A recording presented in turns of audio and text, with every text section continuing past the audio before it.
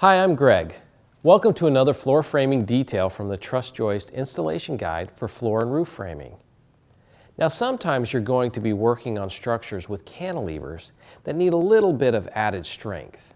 In this video, we're going to discuss the E2 and E3 details for cantilever applications which require additional reinforcement. Cantilever applications are situations where the TGI joists extend beyond the foundation. You'll see this in applications such as pop-outs and bay windows. The maximum cantilever for a TGI joist is 2 feet.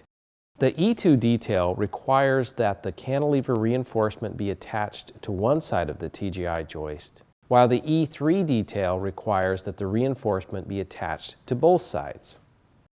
We're going to attach a 3/4 inch by 4 feet long piece of CDX reinforcement to the cantilever end of the TGI joist. Make sure that the face grain of the sheathing is running parallel to the 4-foot length. Okay, let's attach the reinforcement to the TGI joist. You'll need to attach it to the joist flanges with 8D nails at 6 inches on center. If you're reinforcing both sides, be sure to stagger the nails.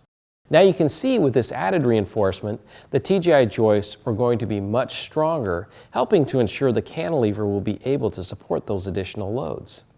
Thanks for taking the time to watch this video brought to you by Weyerhaeuser, manufacturer of truss joist engineered wood products.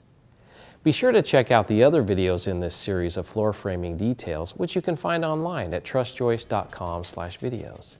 You can also find more detailed information on floor framing in the Truss Joist Installation Guide for Floor and Roof Framing, which is available online or from your local representative.